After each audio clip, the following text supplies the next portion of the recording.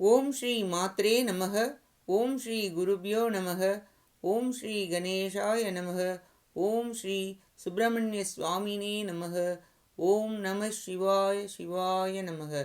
திகட சக்கர செம்முகம் மைதுளான் சகட சக்கர தாமரை நாயகன் அகட சக்கர இன்மணியா உரை விகட சக்கரன்மை பதம் போற்றுவாம். அருவமும் உருவும் ஆகி அனாதியாய் பலவாய் ஒன்றாய் பிரம்மமாய் நின்ற ஜோதி பிழம்பு அதுவோர் மேனியாக கருணை கூர் முகங்கள் ஆறும் கரங்கள் 12 கொண்டே ஒரு திரு முருகன் வந்தாங்கு உதித்தனன் உலகம் உய்ய. அனைவருக்கும் என் அன்பான வணக்கம். கச்சியப்பர் அருளிய கந்தபுராணத்தில் இன்று முதல் நாள் பானுகோபன் யுத்த படலம்.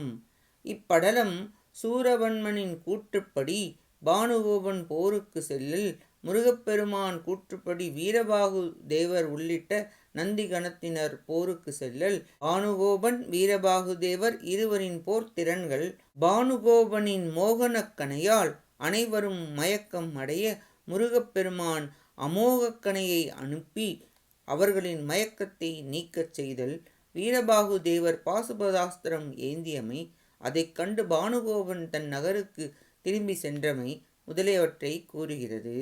சூரவன்மன் ஒற்றர்களை அனுப்பி பானுகோபனை உடன் அரண்மனைக்கு வர கூறியதும் பானுகோபன் அரண்மனைக்கு வந்து தந்தையை வணங்கி நின்றான். பெருமானின் மைந்தனிடம் சிறுவனிடம் நான் போரிடுவது முறையல்ல, நீ சென்று அனைவரையும் அழித்துவிட்டு வெற்றியுடன் திரும்பி வருவாயாக என கூறினான்.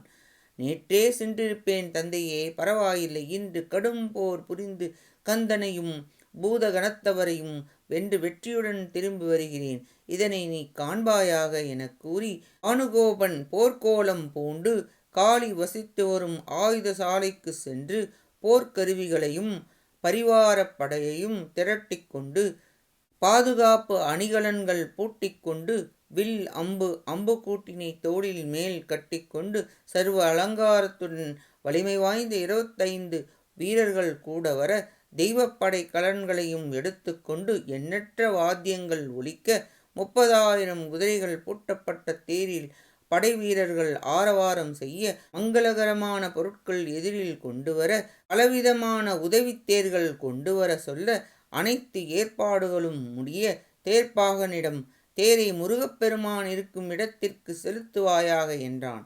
அவனும் தேரினை செலுத்தினான். 4 வகை படைகளும் உடன் சென்றன. நகரமே ஆரவார ஒளியுடன் விளங்கியது. நிலவுலகம் அதிர்ந்தது. தேவர்கள் வருத்தமுற்றனர். விண்மீன்கள் உதிர்ந்தன. புழுதி எங்கும் பரவியது. இதை அறிந்த நாரத முனிவர் முருகப்பெருமானின் பாடி வீட்டிற்கு சென்று எம்பெருமானே கேட்டருள்வாயாக என இயம்பி, உம்மிடம் அன்பு இல்லாமல் பானுகோபன் சினம் கொண்டு பெரும் படையுடன் போருக்கு வருகிறான். அளவற்ற போர் புரிபவன், மாயை செய்வதில் வல்லவன், யமனின் பாசமும் கோடாரியும் உள்ளது. வேறு யாராலும் அவனை அழிக்க முடியாது. எனவே தாங்களே விரைந்து சென்று கொல்லல் வேண்டும் என்று வேண்டினார். முருகப்பெருமான் புன்னகை செய்து வீரபாகு தேவரை பார்த்து, பானுகோபன் நம்மீது போர் தொடுக்க வருகிறான்.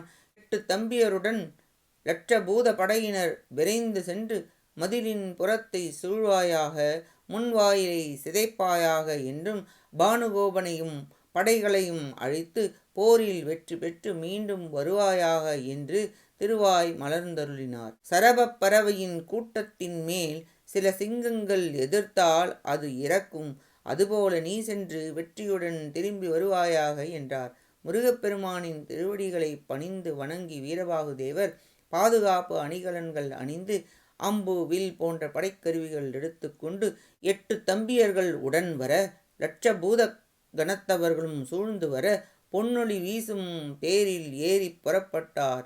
வீர மகேந்திரபுரத்தின் எல்லையை அடைந்தார். வீர வசனங்கள் பல பேசி கடும் போர் இரு பக்கமும் புரிந்தனர்.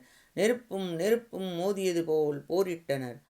அசுரனின் 4 வகை படைகளும் பூதப்படைகளும் இரண்டும் மோதிக்கொண்டன. நெருப்பு போன்ற அனலி என்ற அசுரத் தலைவன் சிங்கன் என்ற பூதப்படை தலைவனிடம் இருவரும் கடும் போர் புரிந்து அனலியை நிலத்தில் மோதி அடிக்க அவன் துடித்து இறந்தான்.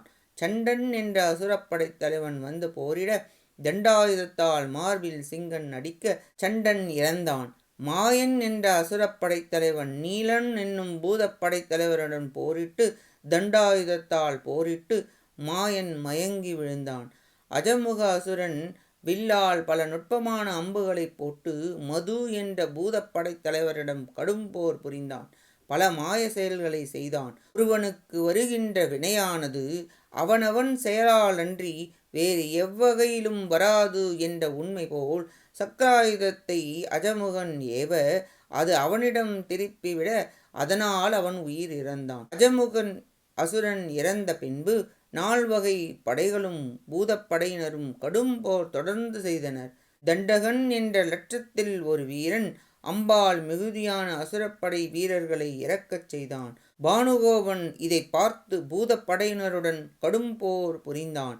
வீரர்கள் அஞ்சி ஓடினர். உக்ரன் தொடர்ந்து போரிட தளர்ந்தான். பின் தண்டி வந்து பானுகோபனிடம் எதிர்த்தான். அவனும் தளர்ந்தான். பினாகி என்பவன் வந்தான். அவனும் தளர்ந்தான். பானுகோபனை லட்சப்படைத் தலைவர்கள் எதிர்த்தனர். அவர்களும் போரிட முடியாமல் சிதறி பின் வாங்கினர். நவ வீரர்களில் வீர கோளரி வந்தார். எதிர்த்தார். திருமாலின் படையை பயன்படுத்தி மயங்கி விழுந்தார். வீர மார்த்தாண்டர் வந்து எதிர்த்தார். வாளால் குத்தி மயக்கமடைய செய்தான். பின் வீரராக்கதன் வந்து போரிட்ட போது பானுகோபன் முன்பு பிரம்மா தந்த வேளால் குத்தி அவரும் மயங்கினார்.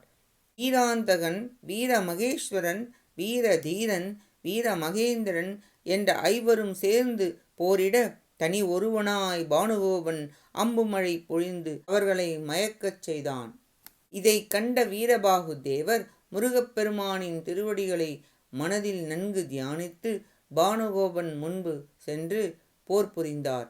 பானுகோபன் வீரபாகு தேவரை, நீ கடவுள் இல்லை, தூதனே, என்னை வெல்ல முடியாது, உன்னை கொல்வேன், உன் முருகனையும் கொல்வேன் என்றான். கோபத்தை எழுந்து, உன் ஆற்றலை உரைக்காதே, செயலில் காண்பிப்பாயாக என்றார் வீரபாகு தேவர். இருவரும் மாறி மாறி 1, 10, 100, 1000, 10,000, லட்சம், கோடி, 100 கோடி, 1000 கோடி, லட்சம் கோடி என அம்புகளை மழை பொழிவது போல் செலுத்தினர். வீரபாகு தேவர் ஒவ்வொரு உறுப்பிற்கும் 1000 அம்புகள் தொடர்ந்து தொடுத்தார். பானுகோபன் மயங்கி தளர்ந்தான். இரத்தம் உடலை சிவப்பாக்கியது. அசுரப்படைத் தலைவர்கள் சூழ்ந்து வந்து போர் புரியலாயினர். சுழன்று சுழன்று வீரபாகு தேவர் அவர்களை தொடர்ந்து போர் புரிந்தார். இதை பானுகோபன் மயக்கம் தெளிந்து பார்த்து, இவனுடைய வலிமைக்கு ஓர் அளவுண்டோ என வியந்தான். எவரும் இல்லை இதுபோல் என நினைத்து, கந்தவேல் தூதனை கண்டதுண்டம் செய்யவில்லை எனில் நான் உயிருடன் கூடிய வாழ்க்கை விரும்பேன், வில்லுடன் தீயிடை பாய்வேன் என்று உறுதி கொண்டு மீண்டும் எழுந்து பானுகோபன் வீரபாகு தேவரை எதிர்த்தான். கடும் போர் தொடர்ந்து புரிந்து பின் பானுகோபன் கொடிய மோகப்படையை வழிபாடு செய்து பகைவனின் அறிவை அழித்து வருவாயாக என கூறி விடுத்தான். காலகால விஷத்தைப் போல் அது பாய்ந்தது. அது என்ன என்று யோசிப்பதற்குள் வந்து தாக்கியது. வீரபாகு தேவர் உணர்வு இழந்து தூண் போல் நின்றார். எனக்கு எதிராக செயல்படுபவர்கள் எவர் உளர் என்று சிரித்தான். தான் வெற்றி பெற்றதாய் நினைத்தான் பானுகோபன்.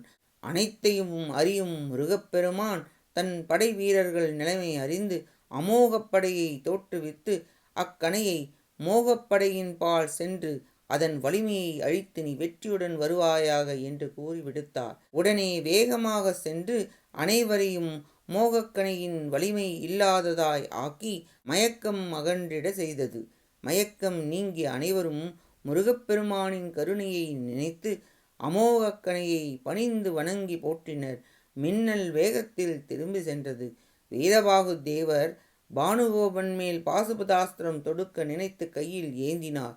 இதை கண்ட பானுகோபன் அனைவரும் எழுந்தது கண்டு வியந்தான். பாசுபதாஸ்திரத்திற்கு மேல் ஆயுதங்கள் இல்லை. இனி வீரபாகு தேவரை வெல்வது கடினம். தெய்வப்படையை கொண்டு வர வேண்டும்.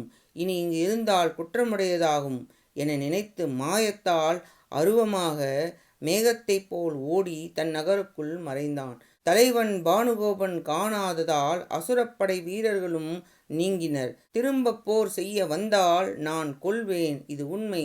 இப்போது அவனைக் காணவில்லை. ஓடி ஒளிந்து கொண்டான். மாலை பொழுதும் ஆனது. லட்சத்தெட்டு பேரும் பூதகணத்தவர்களும் போர்க்களத்திலிருந்து வீரபாகு தேவரும் பாடி வீட்டிற்கு திரும்பினர். அனைவரும் முருகப்பெருமானின் திருவடிகளை பணிந்து வணங்கி நிகழ்ந்த அனைத்தையும் கூறினர். முருகப்பெருமான் திருவருள் புரிந்து பகல் முழுவதும் போர் புரிந்துள்ளீர்கள், மிகவும் துன்பம் அடைந்துள்ளீர்கள், இரவில் அனைவரும் ஓய்வெடுத்துக் கொள்ளுங்கள் என்று திருவருள் மொழி பகர்ந்தார். அனைவரும் தத்தம் இருப்பிடங்களுக்கு உறைவிடங்களுக்கு சென்று தங்கினர். பானுகோபன் தன் இருப்பிடம் அடைந்து துன்பமும் பழியும் குற்றமும் மிகுதியாகப் பெற்றவனாய் பெருமித நிலையை இழந்தான். அரண்மனைக்கு செல்லவில்லை. மனம் தளர்ந்து அனைத்தையும் இழந்தவன் போல் தன் அறையில் தனியாக இருந்தான். ஒற்றர்கள் சூரபன்மனிடம் போர்க்களத்தில் பானுகோபன் தனியாக நின்று மாலை வரை போர் புரிந்ததையும் பின் தற்பொழுது தனியாக தன் அறைக்கு சென்றதையும் கூறினர். சூரபன்மன் இதில் ஏதாவது சூழ்ச்சி உண்டோ என்றான். இவை நடந்தவை. பகைவர்களை கொல்லும் வலிமை இழந்தவனாய் திரும்பி வந்துள்ளான் என்னும் சொல்லை கேட்ட அளவிலேயே சினந்து, நானே நாளை செல்வேன், முருகனை வெல்வேன் எனக் கூறி, நீங்கள் செல்லுங்கள் என்று ஒற்றர்களை அனுப்பிவிட்டு, நாளை போரில் வென்று புகழ் பெற்றிடுவேன் எனக் கூறி வேறு எதையும் நினையாதவனாய் விளங்கினான் சூரபன்மன். கருமையான இருள், விண்மீன்கள் படை பின்னே செல்வது போல் இரவு பெண் விரைந்து வந்தாள் எனக் கூறி முதல் நாள் பானுகோபன் யுத்தப்படலம் நிறைவடைகிறது. அடுத்த பதிவில் 2ஆம் நாள் சூரபன்மன் யுத்தப்படலம் பற்றி பார்ப்போம். கேட்ட அனைத்து நல்லுள்ளங்களுக்கும் நன்றியும் வணக்கமும் கூறி விடைபெறுகிறேன். மூவிரு முகங்கள் போற்றி, முகம்பொழி கருணை போற்றி, ஏவரும் துதிக்க நின்ற ஈராறு தோள்கள் போற்றி, காஞ்சி மாவடி வைகும் செவ்வேள் மலரடி போற்றி, அண்ணான் சேவலும் மயிலும் போற்றி, திருக்கைவேல் போற்றி போற்றி. ஆறிரு தடந்தோள் வாழ்க, ஆறுமுகம் வாழ்க, வெப்பை கூரிசை தனிவேல் வாழ்க, குக்குடம் வாழ்க, செவ்வேள் ஏரிய மஞ்சை வாழ்க, யானைத்தன் அணங்கு வாழ்க, மாறிலா வள்ளி வாழ்க, வாழ்க சீர் அடியார் எல்லாம். வான்முகில் வழாது பெய்க மலிவலும் சுரக்க, மன்னன் கோன்முறை அரசு செய்க, குறைவிலாத உயிர்கள் வாழ்க, நான்மறை அறங்கள் ஓங்க, நற்றவும் வேள்வி மல்க, மேன்மைகொள் சைவ நீதி விளங்குக உலகம் எல்லாம். வெற்றிவேல் முருகனுக்கு அரோகரா. காஞ்சி குமரகோட்ட முருகனுக்கு அரோகரா. நன்றி, வணக்கம். வேலும் மயிலும் துணை. ஓம் சரவணபவ முருகாச்சரணம். திருச்சிற்றம்பலம்.